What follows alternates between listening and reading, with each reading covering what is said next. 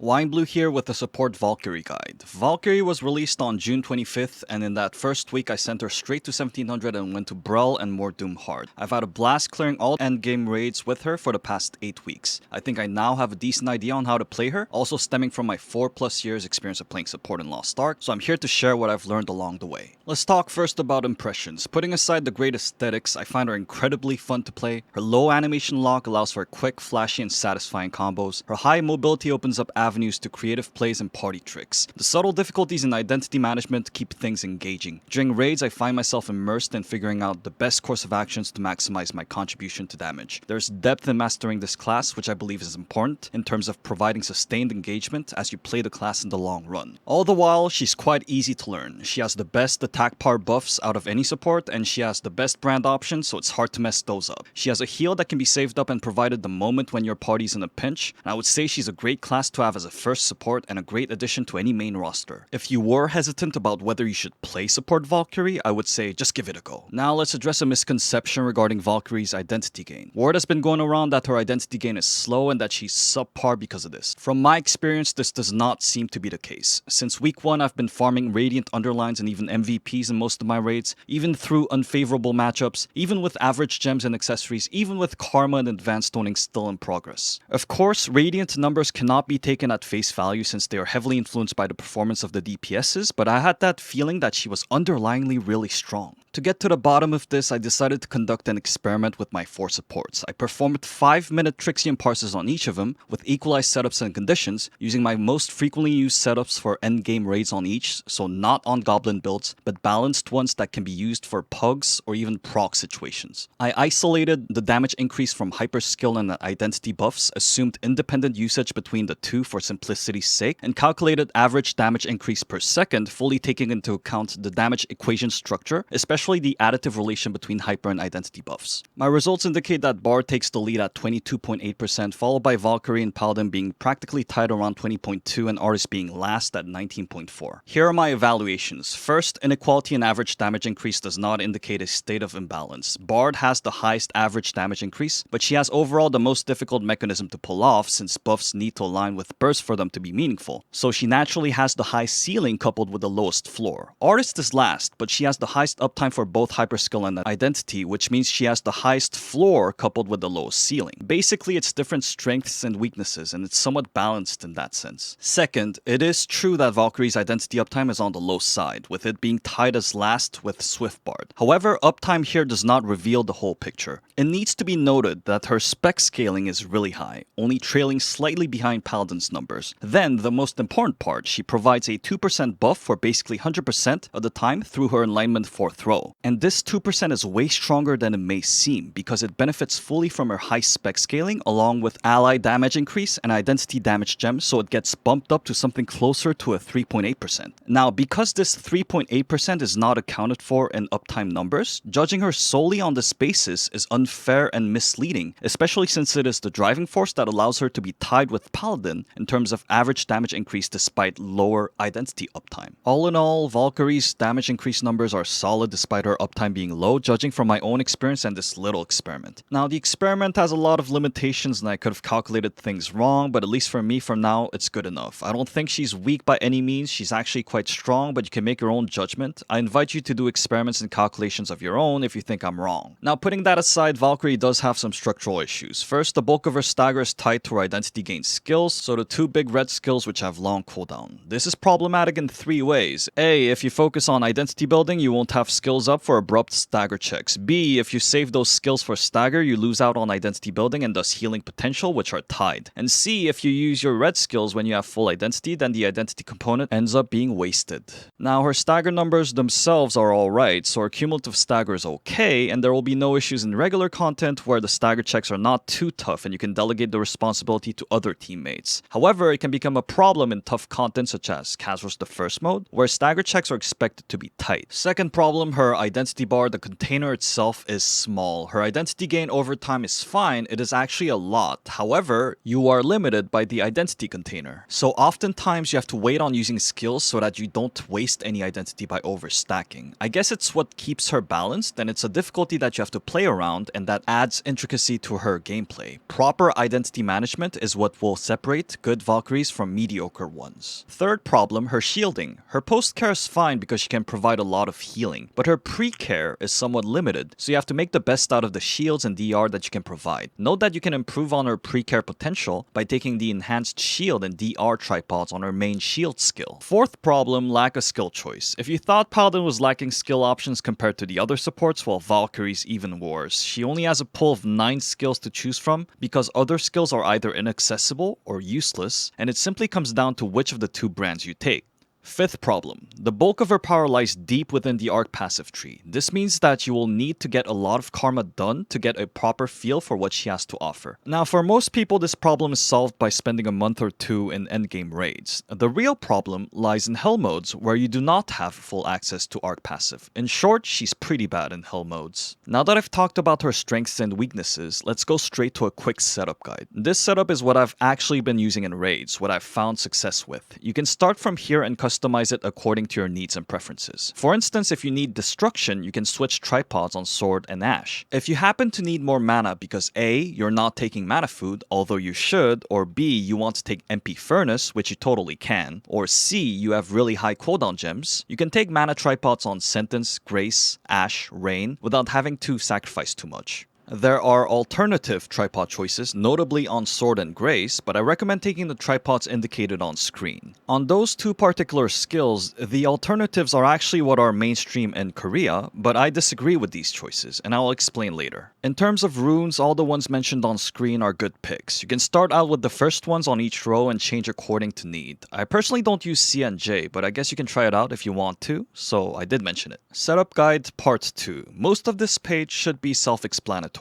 For Karma, the value of Leap 6 is high on Valkyrie because it provides more identity gain, which allows you to get that snowball rolling with buffs and heals. In my case, I did Enlightenment 5 first before finishing up Leap, but I think it is also a good idea to lower Enlightenment down to 3 or even 1 and then move to Leap. Now let's take a look at each skill. Note that in this section, when I talk about cooldowns, I assume that we have 1800 Swift, full Relic Magic Stream and Luminary stacks, and level 8 gems. Let's start with the brands. Sentence is my go-to brand, and it is an elevated version of Paladin's Light Shock. It's on a 3.4 second cooldown, which means that it has great synergy with quick recharge, and it's a great way to stack up and maintain Luminary in Magic Stream. It has paralysis immunity, which means that it is a great choice for raids where you have to do a lot of infighting. It has a lingering effect, 8 ticks spread out over 4 seconds, and this helps you free party mates who are trapped and increases the stagger by a bit. It also extends the 5-second brand to 9 seconds, and with this 2.6 times duration to cooldown ratio, even if you happen to miss it once, you won't lose uptime as long as you hit the next one.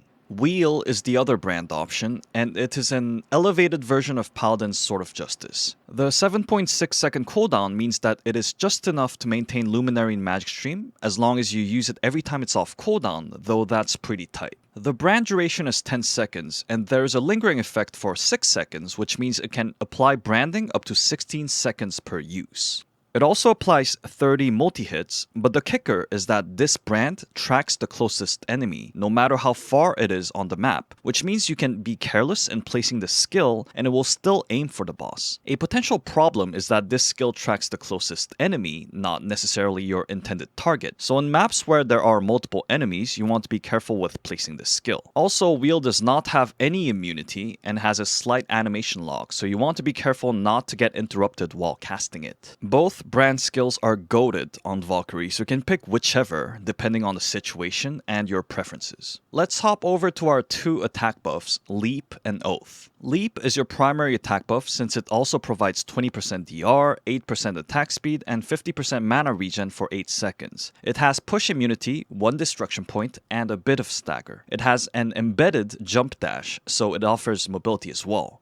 Oath is your secondary attack buff. It has process immunity, medium stagger, and it offers 4% fixed identity on cast. Now, you don't have to hit anything to get that 4%, but you get an extra 1% if you do, so always try to direct the skill towards an enemy. This 1% on hit is also the case with Leap. In terms of attack buff rotation, the best case scenario is to start with Leap to provide the benefits of DR, attack speed, and especially mana regen right off the bat. However, if you use Leap first without having Luminary and Magic Stream stacked up, you will inevitably have downtime on attack buff. If you find yourself in a situation where you don't have full stacks, it will be better to start your rotation with Oath so as to not have downtime in attack buffs. The best way to maintain attack buff uptime on Valkyrie is to use Leap every time it is off cooldown and use Oath when you see the number 8 on the Leap icon. Now let me bring in Grace, the shield skill, into the mix. Grace provides a 22% shield for 6 seconds to your party mates. 6 seconds is short, especially since Valkyrie's means of providing shields are limited. That is why I recommend the 1-2-1 tripod configuration to increase shield efficiency and duration. This setup also provides 20% DR, so if you alternate between Leap and Grace, you can provide 20% DR with 100% uptime. This tripod configuration goes against what is currently mainstream in KR, as most people tend to go for a 1-1-2 setup to provide cleanse and heal.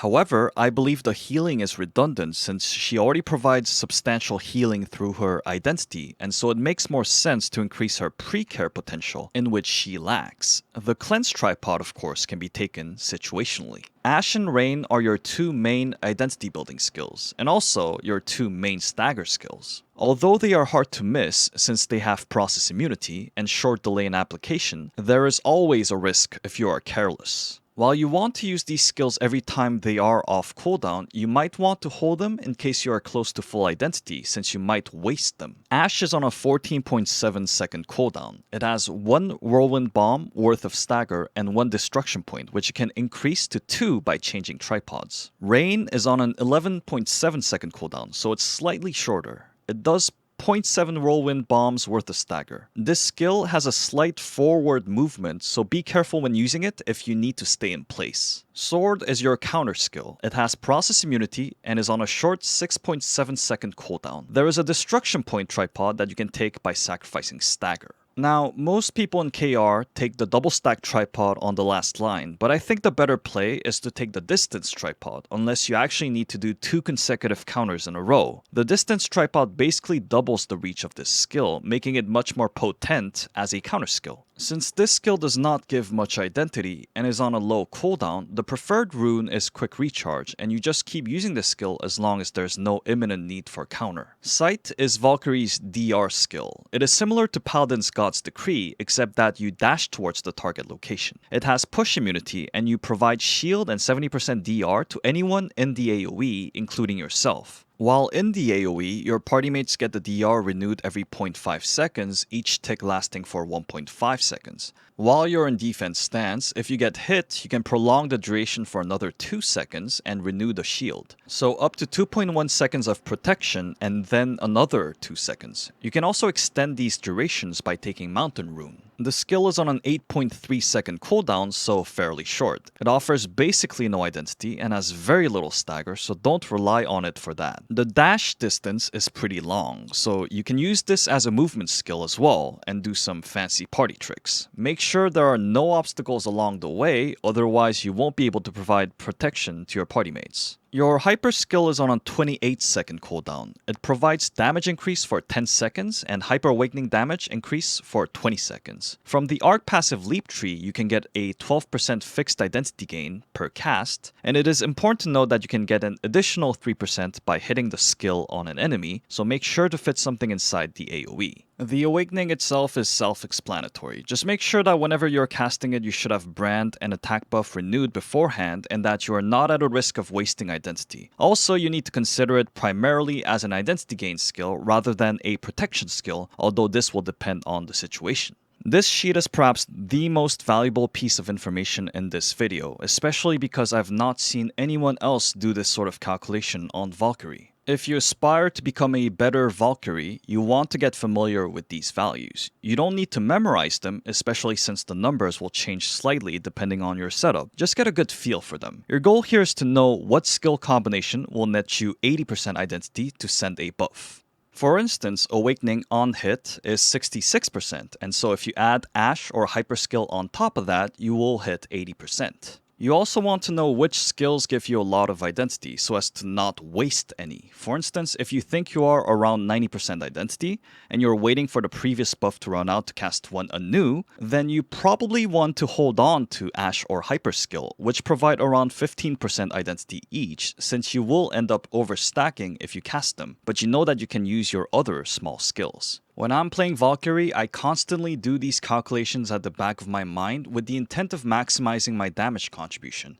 and I think this is why I tend to have good performance on her. It is also what keeps the gameplay engaging for me. Let me end by showing what the opening rotation looks like on Valkyrie. Start with full Identity and Luminary and Magic Stream stacks, open with Leap, Identity and Hyperskill for full buffs including Brand, Yearning, Card Set, and Bracelet effects. Use your 2 red skills to get some Identity and get the cooldown on them running, renew the Brand, and then auto attack to apply Side Note Shield. Wait until you see an 8 on the Leap icon, cast Oath and Grace to renew attack buff, DR, and shield. Use Brand when it's off cooldown, then use Leap and Rain. This gives you enough for an Identity buff. Then use Ash and Awakening, which allows you to use your 3rd Identity buff, but you're holding it until the previous buff runs out. This sequence sets up the motion to keep things going. Note that I don't use Awakening until after the 2nd Identity buff so as to make the most out of the Identity from my red skills and Hyperskill. Also, this opening will not work on all encounters since there are bosses that can go untargetable on their first pattern, just like Aegir, or bosses that are initially DR'd, like Narok. So you will have to adjust accordingly. That's it for Wineblue's Valkyrie guide. I will probably do gameplay commentaries in the future, but I will probably work on that after Kasros. Thank you for watching, and if you have any questions, feel free to drop by on my stream. Peace out.